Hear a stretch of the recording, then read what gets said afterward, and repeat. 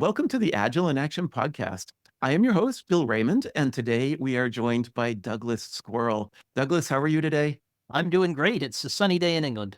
Wonderful. You are the author of Agile Conversations, and you've been on the podcast before to talk about that with one of your colleagues.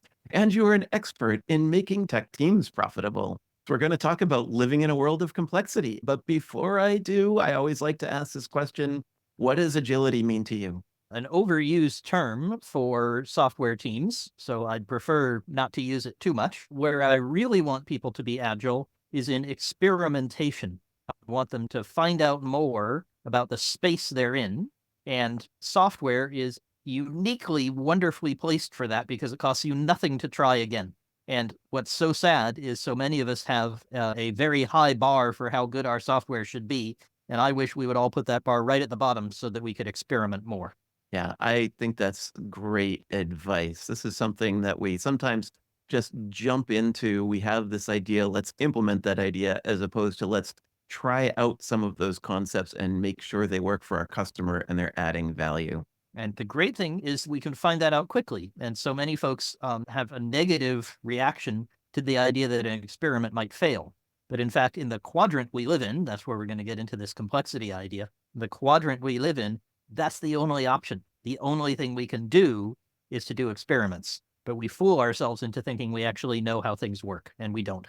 Before we talk about complexity, obviously we want to talk a little bit about the framework that you're going to focus us around, which is the Cynefin framework.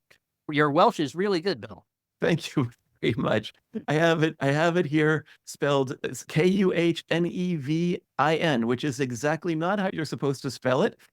That's my spelling to make sure I get it right, but I think it's actually Cynefin.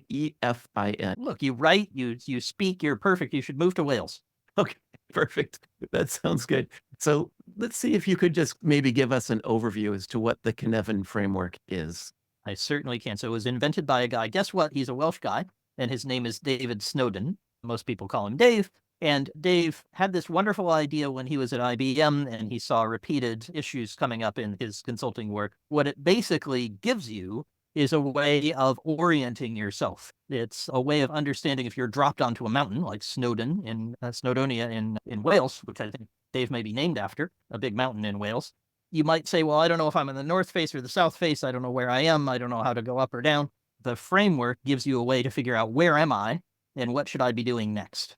And let me explain that, because you're probably not climbing mountains, but you are dealing with problems in your product and your software that require this orientation. I'll illustrate. If you were trying to figure out how to deal with a vehicle that you had, you might be in several different circumstances. I'm going to give you different vehicles, and you'll see how the different quadrants of Cynefin work. The quadrants are just 4 areas. You don't have to worry about where they are physically. But the lower right quadrant is called the simple quadrant. And that's like the car I have in my driveway. And it's an electric car. It has a battery. I don't know where the battery is. I don't know how the battery is connected to the wheels. I don't know how the car works. All I know is I get in it.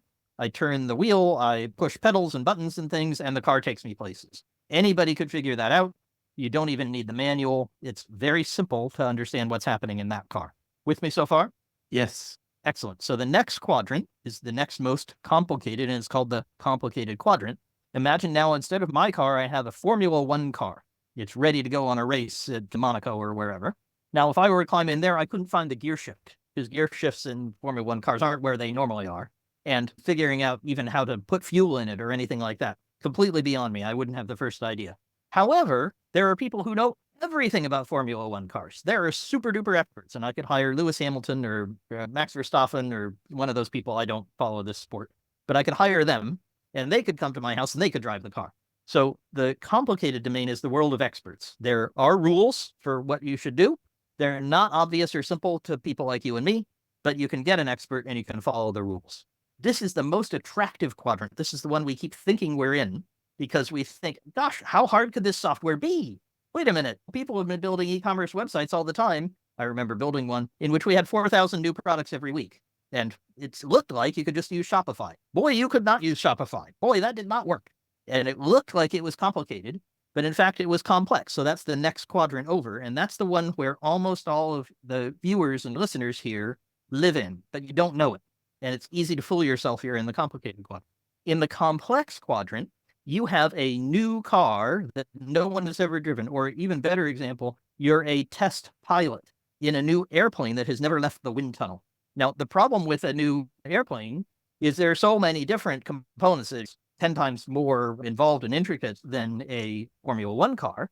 There's moving in 3 dimensions and it has all kinds of control surfaces and things, and no one's ever flown this thing. So there might be a manual that says how it's supposed to work. Nobody's checked it, and you take the plane up, and you have to figure out, what does it do when I dive steeply? What happens when I turn and try to do a roll?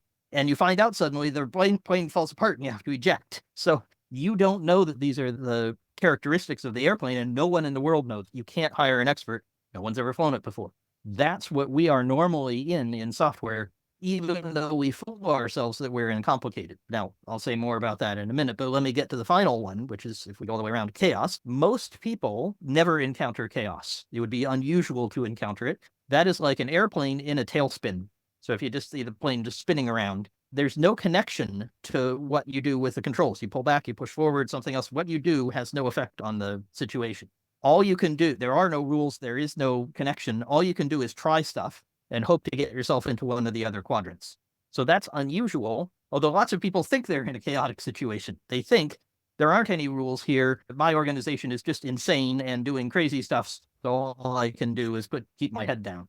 But in fact, there are rules. In fact, there are things you can discover by experimentation, and you can discover how your organization works. Now, I can say a lot more, but how am I doing so far? That's great. For those that are listening to the podcast, I will provide a link to this graphic so that you can see this and follow along. And if you're watching on YouTube, you'll see that on the screen when it's brought up. So I'm guessing that we have these 4 different quadrants. We have clear, complicated, complex, and chaotic. And by the way, Snowden keeps changing the names of them as well. You can tell that Dave and I are weird. I've met him. He's a great guy, but he makes this work more intricate than it really needs to be. I call it simple. He calls it clear. He'll call it something else next week. We got the idea. It's like my car. Nobody has any difficulty using it. And I think what I'm hearing you say is, if you've got this clear or simple, then you're in a pretty safe space. You've maybe built a website for your company.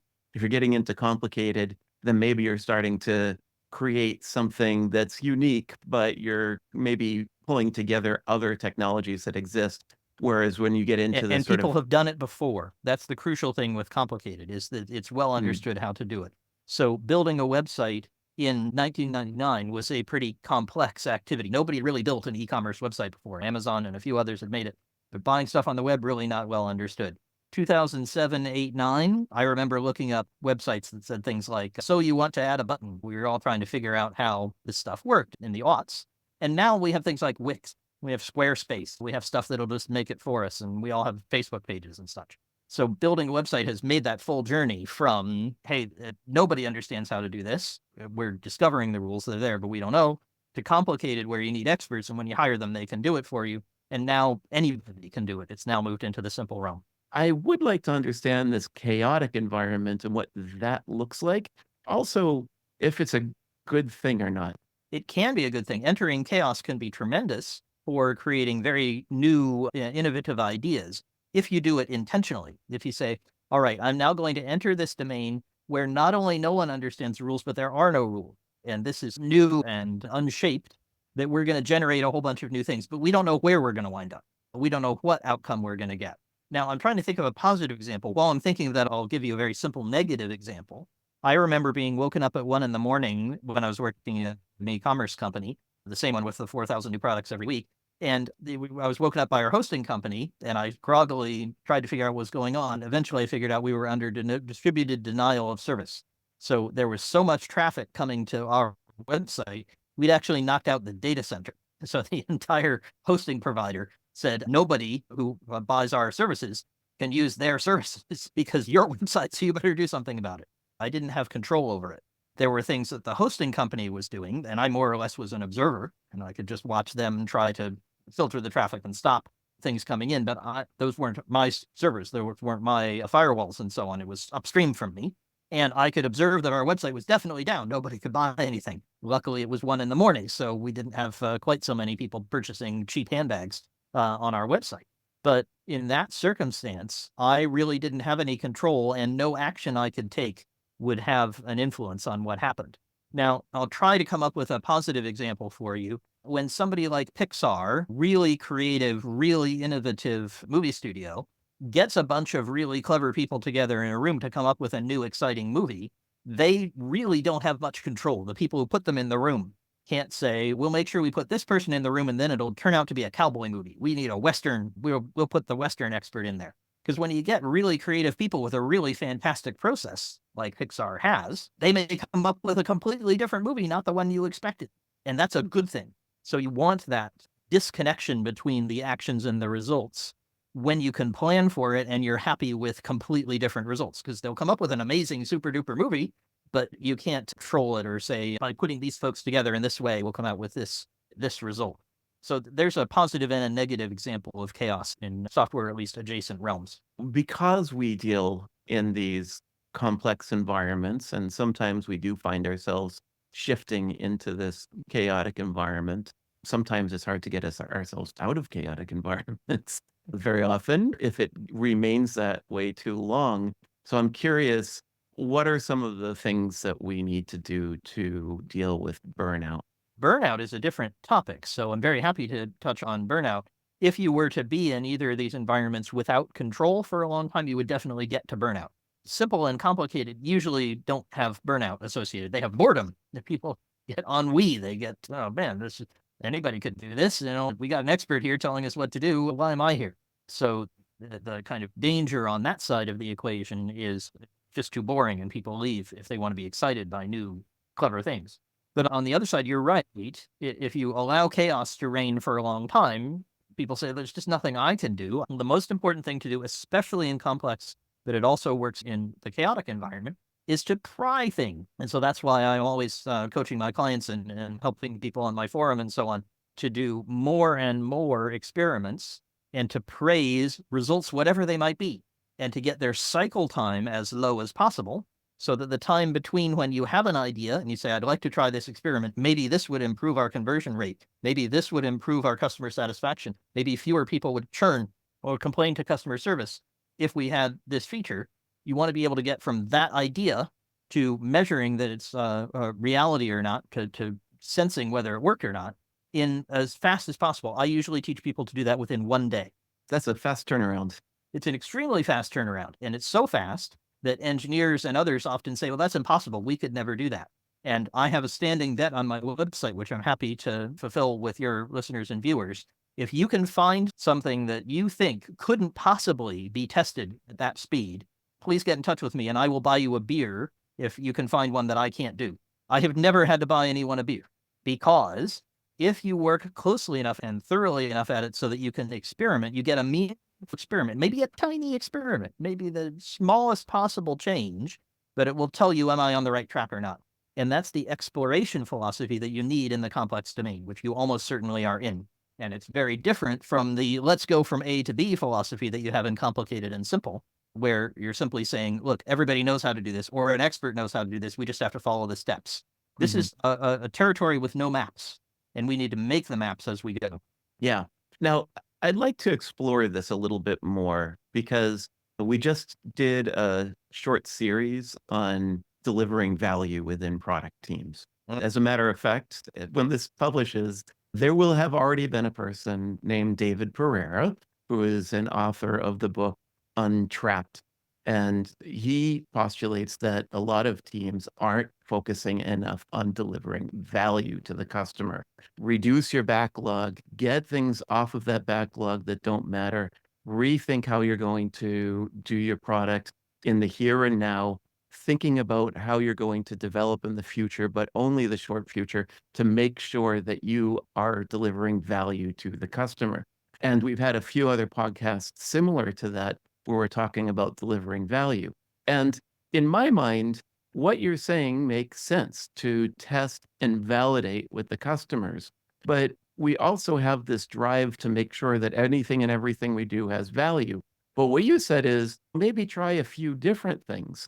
Now, I don't think they fly in the face of each other, but I would like to hear your take on that. Let me use an analogy for you, and I think it's relevant to the country you're in. There were two guys who went and explored the center of what's now the United States, called Lewis and Clark. And what happened to them at one point is they're out there with their expeditionary force, and they're going through hostile territory with people who don't like them and don't want them there. And there are bears and unknown territory, there's no map. And they come to a fork in the river. Part of the river goes this way, and part of the river goes that way. Now, if they wanted to add the most value, their goal was to get to the headwaters of the river, to get to where the river originated. If they wanted to do that in the most direct way, what they would have just done is go uphill, because you're trying to get to the top of the river. You want to go highest up. And so you just say, hey, look, that one's more up than this way. We're going to go that way. And if you have a map, if you have knowledge of the territory, if you know exactly how things work, if you're in the complicated domain, that's the right thing to do. Hey, let's look at the map. Let's get our GPS. Let's figure out what's here. They're the ones drawing the map. They don't know, and it is impossible for them to know. What you need to be doing in this circumstance is what Lewis and Clark did, which is to try different experiments. So they took little groups of 3 from where they were at the fork in the river, where they didn't know what the right direction was, maybe not to follow the river at all. Then maybe they should hike for a while. They didn't know that, so they sent out little groups. And the groups went out for a couple hours to climb local hills and see what they could see around them and figure out, should we go this way or that way? They came back, it wasn't clear. So that experiment of sending people out gave them a little more information, but not enough to decide, we're going to take this fork or the other fork. That's okay. That was a good result. They celebrated that, saying, great, good job, good folks. You found out this and that, and you found out we shouldn't go that way for sure. That's definitely wrong. And now we're going to do more. So they narrowed it down to 2 possible directions, and they sent out a larger force one way and a larger force the other way. And a few folks stayed back at base. And a couple days later, now that they'd explored more, they came back and it became very clear that one fork was the better one. It wasn't the one that was more obvious. Most of the people in the group thought we should go down one fork because it looked better. It looked more like the rest of the river that they were following. And the other one said, this one's headed in the right direction. And you've explored it far enough that I think we're going to find a waterfall there, and we're going to see that the water drops a lot. That's what they found a few days later. They found Missouri Falls, and they were able to continue. So this is the story of Decision Point, if you want to go look this up. It's a fun, wonderful story. You can go visit the location and see what they did. The point of the whole story is they did experiments that did work, but gave them negative results. And those negative results were really valuable, and they increased the value of Lewis and Clark's eventual map and their progress, of course, toward the West Coast, which is what they were trying to get to. Had they not done those experiments, they would have produced less value, even though each individual experiment produced negative value. Don't go this way. Bears this direction, right? Wrong way. Don't go this way. That's useful data. And the danger is that far too often we fool ourselves into thinking there is a right way. We know the right way. We can consult the experts. We can find it out. And therefore, we want to punish people who don't follow the right way. So this, for example, is why I outlaw with all my clients the phrase best practices. I say, you do not know what the best practices are. There is no chance that you could possibly know that. So stop talking about it. What we want to talk about is incremental value. How are we showing that we are headed in the right direction, which may mean going down the valley before we go up the hill. That's a great way of describing it. Thank you very much for that. I think that was a really great story and a way to clearly articulate that we are still delivering value, even if some of the things that we thought we were going to do are even just thrown out we go another way. Yes. And one of the hardest things to do, and you need really good account managers for this, is to explain to your client why that's good. Hey, folks, we just tried a thing and it was a miserable failure. It definitely didn't work. Now, aren't we so happy? Your client says, my God, I just wasted a week's worth of development time on this thing. Why don't you guys build the right thing? So you really need to explain that carefully to the person who is paying the salaries, or else they're going to cut you off and try to find an expert. And only when they can't find one will they discover, oh, that exploration, that was right. Now, we did title this podcast Living in a World of Complexity. And we talked about the Cynefin framework, and you're talking a lot about complexity. So I guess I should ask you this question because I didn't up front. Is this the world that you believe that teams should be working in? Yes, absolutely. For the reason I was alluding to before, which is that it's boring. It's not so interesting to be in the simple or the complicated domain. So the very best folks are not going to stay there. A couple folks have just, as we're recording this, have just left OpenAI. And I don't know what they're going to do, but they're doing some very interesting ideas and new stuff because this territory is starting to get conquered. We're starting to understand how ChatGPT and all its friends actually work, and to get a handle on it, get some manuals, get some ideas about what good practices are. I think you can get a degree in prompt engineering now. If you can't, you will be able to soon. This territory is getting pacified and getting understood. and mapped much more quickly than it might have done in the past. And I think it is really important for organizations as a whole to not be afraid of complexity. We're going to enter this area, we're going to explore it. The reason there's value in it is because other people haven't discovered it. If we were to just go build yet another e-commerce website, if we were to just go, SpaceX just kept building Saturn V rockets, that would not be a very valuable company. That would not be, we wouldn't have Starlink, and maybe we'll finally get to send Elon Musk to Mars, and I hope he stays there when he gets there. We would not have all the progress that SpaceX is making. What they're doing is, as we're recording this, they're blowing up rockets every few weeks, but they keep going farther, right? Those are successful experiments with negative results that tell SpaceX, yeah, this part of the rocket works. The part that blew up, not so good. Don't do that one. And they are making huge progress very quickly, precisely because they're entering the complex domain. And somebody who's just sitting back, Boeing has not been nearly as innovative as them. They're 4 years behind because, not that they're having doors fall off airplanes, which is also happening to them, but their space exploration has just been much more by the book. They've operated much more in the complicated domain. They're behind. They're not as innovative. They're probably not going to get to Mars first. What are some signs that you are not living in that world of complexity? So that's the much less frequent mistake. Let's make sure we talk about the other mistake, which is much more common, which is to think you're in complicated when you're actually in complex. But the mistake you refer to also happens where somebody thinks, great, we need to be super innovative. We need to come up with new, amazing, super duper stuff here. And in fact, somebody will hire me to come along and review it. And I'll say, well, you could buy this.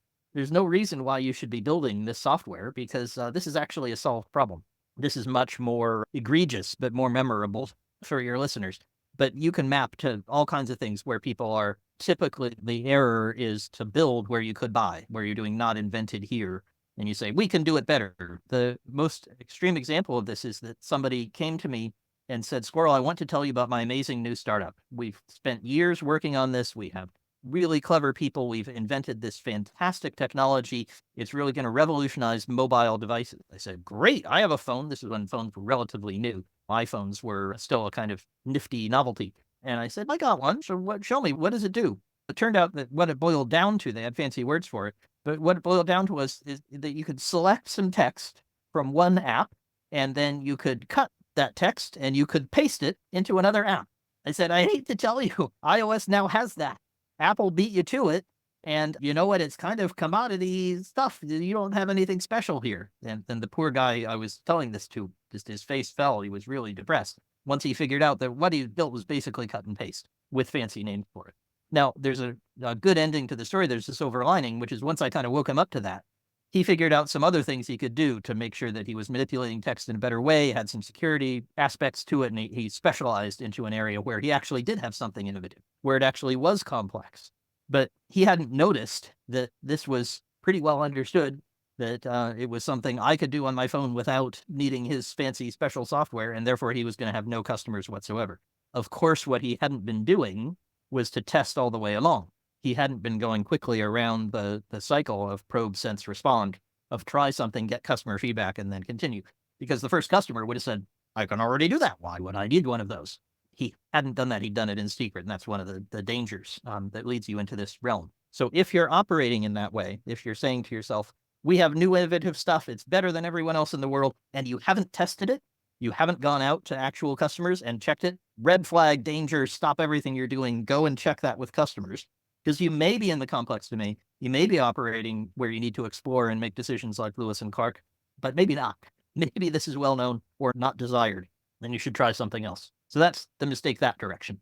Yeah, I can see that. And I think if we were to go into your average company meeting where you have the leader of a team and we're sitting down, I can't tell you how many times this happens. And this is nothing against the teams. It's just something that you have to really think about and almost embed into your process. Is very often I'll sit with these teams and they'll say, yeah, we rolled this feature out, was there on our backlog, we got it out to the customer. After months of effort, we had the whole team where we had different people working the back end, the front end, the data scientists, everyone did it. The designs were beautiful. And do we know if the customers like it? And sometimes we don't ask that question. Sometimes it gets lost in there. And we find out very quickly when the customer doesn't like it. And that's Yep. when you have to unravel and say, oh, we just kind of rolled out the feature. We had lots of meetings to talk about it. So we figured we nailed it, but we never actually gave it to the customer to truly test it because that would slow things down. There's a worse outcome, and I see this very frequently. Nobody ever tests. So they get the feature out, they celebrate, they have the pizza party, they have the exciting the release, they go to the all hands meeting, they say, wonderful new feature, excellent version 2, it's so stupendous, and nobody ever checks with the customers. And so they never actually find out that they wasted their time, and they think, great, now it's time for the next one. And the amount of money you can waste on this is why it's so easy for me to help tech teams be insanely profitable, because they're so unprofitable when they do this. And so undoing this is something actually engineers know how to do. Engineers know how to release frequently, how to get frequent feedback from customers. They just don't believe anybody wants them to do it. Once I can get them doing that, they often discover that they have wasted huge amounts of effort on things that nobody actually wanted and that they didn't check. So they actually never knew it. They thought they'd had a great success and they don't. Yeah. And it does take leadership to, if you will, I don't know if allow is the right word, but to enable that behavior, to let people know wrong is bad is okay. We want to get the negative answer. And in fact, Yep. if you're a good scientist, you bias away from the answer you want. If you want to prove that apples fall down when you drop them, you make sure that it's a particularly light apple and it's a day when your gravity is light or something. You've done something so that the experiment is biased away from your result. And only if every time I drop the apple, it still falls down. Okay, now I know that gravity operates downward. You want to do the same kind of thing with your experiments. You want to bias away from customers liking it, bias away from it being a successful result, because that way you're even more certain that it's going to work correctly for you. What are some things that I can go back with my team to start doing today? I'll come to the other direction, the much more frequent error as a way of answering your question. So you brought me onto it perfectly. Thank you. The most frequent error is that you think you're in the complicated domain because we're engineered, our brains evolved so that we thought we can think that the universe is ordered, that things are working the way we expect. We form theories and then we believe that the world works according to our theories. Inconveniently, it often doesn't, and things surprise us, but they surprise us because our brains are wired to think, I'm in the complicated domain. I understand this. I'm in the simple domain. There's a set of steps I can follow that will make sense here. But you're not. And if you think that your software is simple, that your software is known and well understood, and you're just doing something again that you've done many times before, it is very likely that belief is catastrophically false. And you can find out very quickly whether it is false or not. You can undo that assumption by doing some experiments. And you want to do those experiments quickly. You'd want to try, just like Lewis and Clark sent out the little parties to go all around in north, south, east, west. Everybody try, go look around to see what's here. You would want to do very quick experiments, which means getting into production fast. It means doing things like continuous integration, continuous deployment, all the tools your engineers know how to do so that you can get that experimental data very quickly. And you can rapidly prove whether the path you are following, the next 5 sprints or the next 20 sprints that you've laid out in your roadmap, are actually taking you toward a good outcome or a catastrophically bad one. So design experiments that let you shortcut that. Hey, folks, what I'm going to do is I'm going to give you the report, and it'll have no data in it. What on earth good would that be? If you got a report with no data in it, but the columns are there, you could check if the right columns are there. These columns are all wrong. Why are you working so hard to get all this data that we don't need? Oh, that's interesting. I had one report somebody asked for, and I calculated that if it was printed out, which is what they wanted to do, it would form a stack that was taller than the building we were in, and it would take human beings at least 1 year to read all the data in the report. And I said, do you really want this report? They said, now that you tell us that, maybe not. Maybe we could do something else. It turned out they wanted analyses. They didn't want the report. That kind of experiment where you can find out from your customers much more quickly whether you're on the right track will tell you very fast whether the path you think you're following, the best practice, the complicated process that your experts are telling you to follow is actually complicated, or you actually almost certainly live in the complex domain. You're building something that's never been built before. You need to be much more experimental. And then the great news is there's wonderful things you can do there. We have fantastic tools that allow us to go through really fast cycle times, even for my biotech customers, where they're building medical devices that have massive consequences. People cut off parts of their bodies if these things give the wrong result. I get them releasing every 2 weeks. So if they can do that, surely you can release your e-commerce product, your finance product, something like that. You can get feedback from your customers every day. And if you can do that when you're operating in the complex domain, the profit is huge, and the orientation you get, the mapping that goes on is so much faster than any of your competition. You're going to be way out ahead. That's the sort of thing you can do. Design those experiments, make sure you have the process in place that allows you to run those experiments very quickly, and praise people when they do experiments that have both positive, good outcomes that tell you go this way, and the ones that say, here be dragons, bears, don't go this way. I have a really good example of that. I Mhm. was working with a group of scientists, and these are labs, beakers and things like that in the rooms. I know that world. Yeah. Yeah, and we had this need to put labels on these beakers. And so we were actually building some software that was collecting the data for the studies that they were doing and all that good stuff. But one little tiny piece of this that we're going to roll out to all of the scientific community around the world in this very large company was to print labels. And so we were like, we're going to get those thermal label printers because they just print out the perfect size. You just wrap it around the beaker.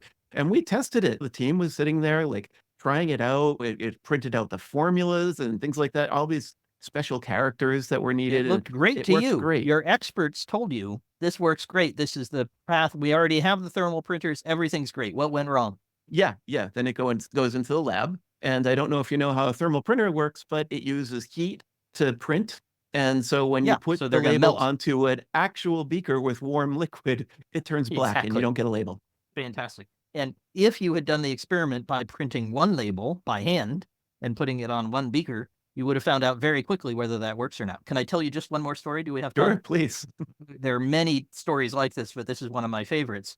Airbnb is called Airbnb because they walked around, the two guys who started it, they walked around with air mattresses, literally things you blow up. And they went to people's doors. They would follow somebody else into a block of flats, a big high-rise apartment building.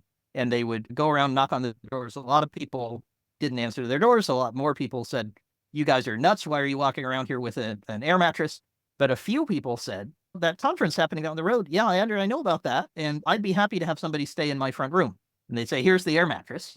And then they hadn't built any software. They would just write down the person's name, and they would go back to a spreadsheet where they had advertised, come stay for this conference, and they would match up the people.